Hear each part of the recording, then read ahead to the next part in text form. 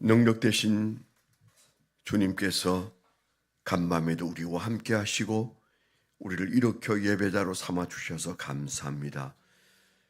예배와 함께 한 주간을 시작하는 하나님의 거룩한 백성들이 예배 드리고 새 힘을 얻어 삶을 헤쳐나갈 때 하나님의 도우시는 능력을 시간시간 경험할 수 있도록 주여 우리와 함께하여 주시옵소서. 그리하실 줄 믿습니다.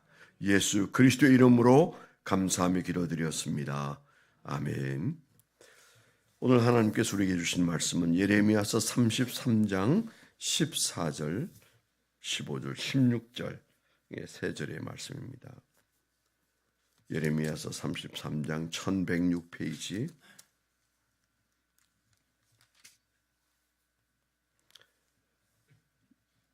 14절, 15절, 16절을 합독해서 읽도록 하겠습니다. 시작. 여호와의 말씀이니라. 보라, 내가 이스라엘 집과 유다 집에 대하여 일러준 선한 말을 성취할 날이 이르리라. 그날 그때에 내가 다윗에게서 한 공의로운 가지가 나게 하리니 그가 이 땅에 정의와 공의를 실행할 것이라. 그날에 유다가 구원을 받겠고 예루살렘이 안전히 살 것이며 이 성은 여호와는 우리의 의라는 이름을 얻으리라. 아멘. 오늘 적용하고 적어본 제목 좀 나누도록 하겠습니다. 예수는 회복의 메시아이시다.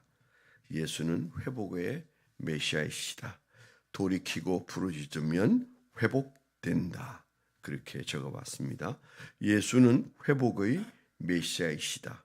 돌이키고 부르짖으면 회복된다. 여기 예레미야서 33장은 1절부터 굉장한 그 은혜의 말씀이 쏟아져 나오는데 우리가 14, 15, 16절만 읽었습니다. 여기 14, 15, 16절은 앞에서도 계속되는 얘기지만은 회복을 얘기하는 중에 그 회복이 언제 진정한 회복이 일어나느냐, 메시아가 도래하면 그런 뜻이죠. 그러니까 예수님이 세상에 오시기 약 600년 전에 예언하고 그 순교한 예레미야가 그 예수님이 오시면 모든 것이 회복된다라고 하는 최종적 그 메시아 회복을 그 선포하고 하나님의 말씀을 받아서 예언한 내용이다. 뭐 이렇게 보시면 될 것 같습니다. 거기에 조금 어려울 수 있는 부분을 세 번역은 좀 쉽게 기록해 놨는데 16절 끝머리에 보면 이 성은 여호와는 우리의 의라는 이름을 얻으리라. 그 예루살렘이 여호와는 우리의 의라는 이름을 얻을 것이다. 이제 그렇게 되어 있는데 여호와는 우리의 의라고 하는 말을 세 번역에서는 주님은 우리의 구원이시다. 그렇게 표현을 바꾸었습니다. 훨씬 이해하기 쉬운 하나님이 우리의 의다. 그렇게 생각하는 말을 주님은 우리의 구원이시다. 이렇게 이제 좀 쉽게 번역이 되어서 참조하시면 좋을 것 같습니다. 구약 전체가 바라보는 한 가지 초점이 있다면 메시아 예언이죠. 그 메시아 예언은 선지자들뿐만 아니고 모든 구약 성경에 나오는 그 많은 그 모형적인 얘기들이나 예시가 다 예수 그리스도를 가리키고 있습니다. 그래서 신약이 없는 구약은 방향을 잡을 수가 없어요. 제가 언젠가도 그런 얘기를 한 적이 있는데 구약학자들 중에 매우 이상한 사상을 가진 사람들이 많아요. 신약학자들은 덜 그런데 구약학자들은 같은 신학교 안에 있어도 어느 신학교든 구약학자들의 입은 쳐다볼 때 무슨 말이 나오려나, 이제 그렇게 궁금해 할 정도로 얘기의 폭이 넓어요. 왜 그런가? 지식이 많아서 그런 것이 아니고 구약만을 들여다보면 이 말씀의 방향이 어디를 향하는지를 정확하게 잡을 수가 없습니다. 왜냐하면 구약은 과거의 약속은 메시아가 오신다. 예수 그리스도가 오신다. 신약은 예수 그리스도가 오셔서 약속하셨다. 그런 얘기라면 예수가 없는 구약을 들여다보면 이게 뭘 얘기하는지 알 것 같기도 하고 모를 것 같기도 하는 일들이 일상다반사죠. 또 일어난 사건도 이게 뭘 상징하는지 어떤 것의 모형인지 알 수가 없는 거죠. 예를 든다면 첫 유월절에 있어서 어린 양의 피를 흘려서 문설주에 바르고 그들이 띠를 띠고 이제 떠날 채비를 하는 부분에 대해서도 그 유월절이라는 말을 그들이 기념하면서도 그냥 역사적 사건으로 기념하는 사람들이 대부분인데, 우리가 볼 때는 그 예수 그리스도가 피 흘려 죽으심으로 우리를 구원하시는 역사를 상징하고 있는데 그걸 그렇게 이해하기가 어려운 거죠. 아브라함이 하나님께서 명령하셔서 그 이삭을 그 제단에 바치고 그를 죽이려고 했던 사건에 대해서도 그냥 그를 시험해 보셨다. 그가 얼마나 충성스러운지 시험해 보셨다. 그렇게 보면 그건 반도 안 되는 거죠. 10분의 1밖에 안 되는 거죠. 하나님의 어느 날 하실 그 아들 예수 그리스도를 인류 구원을 위해서 제물로 주시는 하나님의 마음을 공유하는 거잖아요. 거기에 예수님이 나타나잖아요. 근데 이제 그런 것에 대해서 이해가 없는 구약학자는 그냥 이렇게 해석하고 저렇게 해석해서 그 얘기가 어디로 튈지 모르는 것인데, 이 예레미야서 33장에서 말하고 있는 바도 똑같습니다. 그가 약 600년 뒤에 일어날 이스라엘의 진정한 회복, 그 회복은 어디로부터 오고 누구로부터 오는가에 대해서 그가 하고 있는 말을 그도 확실히 잘 알 수는 없었을지 몰라도 우리가 보면 그건 볼 것 없는 예수 그리스도네. 예수 그리스도 외에는 그가 지금 누구를 지목하겠는가? 이거는 1%의 오차도 없이 오실 메시아 예수 그리스도를 말하고 있다. 우리가 이렇게 보지 않습니까? 그렇게 보이지 않습니까? 이게 얼마나 큰 은혜예요. 우리 눈이 보는 성경 말씀에서 거기에서 회복자 예수 그리스도, 메시아 예수 그리스도가 보인다는 사실. 구약의 예레미야서 33장에서 우리가 예수 그리스도가 우리를 회복시키시는 메시아라는 그 사실을 우리가 본다는 것은 어마어마한 축복이죠. 그게 보이고 그렇게 우리 마음속에 믿어지고 그리고 그것을 믿고 기도한다는 것은 큰 축복인데, 우리가 이런 시대의 하나님의 은혜로 이 새벽에 그 본문을 보면서 이것은 예수 그리스도가 메시아로 오시고 그 예수 그리스도가 회복의 주체이심을 말하고 있다. 우리가 이것을 누구든 금방 짐작할 수 있다는 측면에서 예수가 구원자이시다. 이제 이 사실에 은혜를 받는 그런 믿음의 세계에 들어와 있음에 대하여 우리가 하나님께 감사해야 된다. 그런 마음이죠. 이 말씀 묵상할 때 언뜻 생각난 게 있습니다.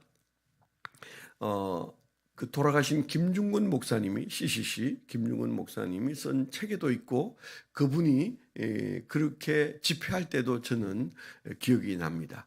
그분이 참 뭐랄까요? 언어적인 측면에서 그 구사력이 대단한 분이세요.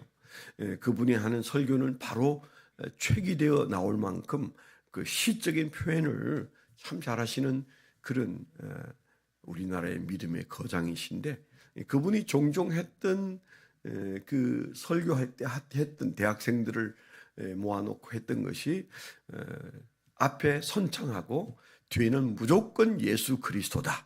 이제 그래가지고 이제 이분이 이제 선창하면 후렴은 예수 그리스도, 나의 구원자는, 그러면 그 다음에 예수 그리스도, 내가 사는 의미는 예수 그리스도, 나를 살리신 분은 예수 그리스도. 이래서 이제 그 미루나무 아래서 여름 수양회를 할 때면 그분이 언제나 하는 게 그거였어요. 그 앞에 선창을 그분이 하시면 뒤에 그 청년들은 예수 그리스도 그렇게 이제 하죠. 아주 찌릿찌릿한 어떤 감동이 오고, 그거 계속 하다가 눈물 흘리고 은혜 받고, 그래서 주님의 종이 된 사람이 무수히 많잖아요. 대학생 선교회 하면 김중곤 목사님이 바로 그 선창하면 예수 그리스도를 외치는 것이다. 이제 그 부분이죠. 저도 참 그때 흥분되고 그러더라고요. 근데 이분은 어떻게 그렇게 끝도 없이 선창을 하는지 몰라요. 그냥 뭐 서너 가지 하면 우리는 생각 안 나잖아요. 근데 예수가 어떤 분인지 선창을 하는데 끝도 없이 하고 그 내용이 가슴에 와서 닿아요. 그랬었는데 이번 해운대에서 그 해운대 집회를 했는데 그때 이찬수 목사님이 나와서 김중훈 목사님이 이렇게 옛날에 하셨는데 우리도 한번 해보자. 그러면서 이분이 몇 번 했어요, 선창을. 김중훈 목사님처럼 길게는 안 했지만 그 해운대가 덜썩덜썩할 만큼 정말 그 사람들이 은혜를 많이 받는 모습을 제가 영상으로 봤습니다. 아침에 생각났어요. 바로 그런 거죠. 무슨 문제를 갖다 대도 그 뒤에 예수 그리스도는 회복이요, 완성이요, 기쁨이요, 응답이에요. 그래서 우리의 삶의 문제를 기도할 때도 우리가 어떤 문제를 가지고 주님 앞에 부르짖어도 그 다음에 우리가 믿는 후창이 뭐예요? 예수 그리스도. 그분이 모든 것들을 다 마감하고 해결하시는 분이시죠. 우리가 앞에 안 읽었지만은 33장 3절 같은 데 보면 너는 내게 부르짖어라. 내가 내게 응답하겠고 내가 알지 못하는 크고 은밀한 일을 내게 보이리라. 부르짖어라. 보이리라. 너가 상상할 수 없는 것들로 보여주실 것이다. 그렇게 말씀하셨을 때 바로 그 주체가 누구야? 예수 그리스도예요. 그러니까 우리가 부르짖으면 예수 그리스도는 회복시키시는 분이세요. 그 얘기를 그때 그 절망 속에 있는 이스라엘 백성들에게 말씀하셨습니다. 예레미야는 그 끝을 보지 못한 채 세상을 떠났습니다. 그리고 한참의 시간이 지난 다음에 그가 예언했던 대로 이스라엘 포로들이 다시 저 바벨론에서 돌아오기 시작했죠. 그가 외쳤을 때 사람들이 그를 너무너무 미워해서 그를 시위대 안에 가두어 버렸어요. 바벨론을 미워하는 것보다도 더 미워하고 애굽을 미워하는 것보다도 더 미워했습니다. 그가 하는 말이 너무 아팠기 때문이에요. 그래서 그를 시위대 갇혔을 때 그는 그냥 맥없이 가두어지고 감옥 생활을 하는데 그때 주신 말씀이잖아요. 하나님이 그에게. 하나님께서 그를 감옥 속에서 이렇게 말씀하게 하시고 오늘 우리가 읽은 말씀이 그 말씀인데 그때 그가 한 말이 정말 특별합니다. 뭔가 하면 바벨론이나 또 애굽이나 아수르가 이 백성들을 괴롭히는 것이 아니다. 하나님이 이스라엘을 대적하고 계시다.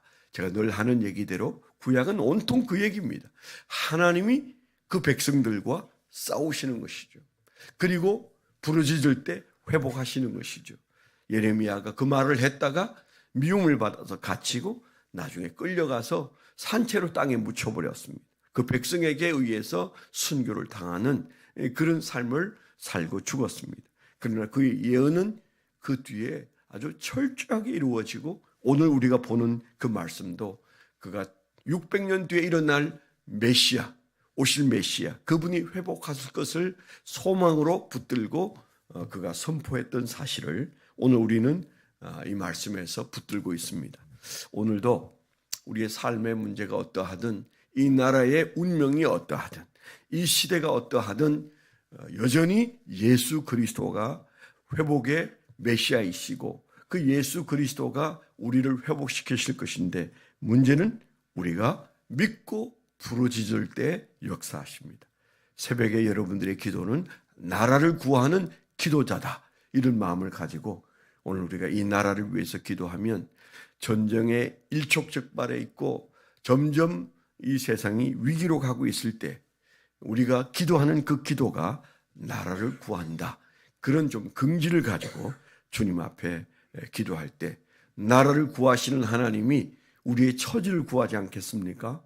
하나님께서는 우리 모든 작은 문제에도 회답이 되십니다. 회복의 하나님이 우리를 회복시켜 주실 줄 믿습니다. 기도 제목 부탁을 좀 드리면요. 나라를 위해서 우리가 기도하는 시간을 갖겠습니다. 지금 현재 북한이 저 러시아에 파병을 한 것은 세계적인 문제가 점점 돼서 3차 세계대전으로 간다고 그 우크라이나의 대통령이 말을 하기도 했는데 이건 간단한 문제가 아닌 것 같습니다. 우리가 함께 기도해서 하나님만이 세계를 평화롭게 하실 수 있고 대한민국을 여기까지 안전케 하시는 분은 하나님이신데 하나님이 이 나라를 불쌍히 여겨달라고 여러분 기도해 주시길 바라고 메단에서 마지막 후발 때도 돌아왔는데 건강을 위해서 은혜를 위해서 기도해 주시고 홍영미 집사님 아마 그 휴가를 내어서 어머니를 위해서 고향에 계시다고 연락이 왔습니다.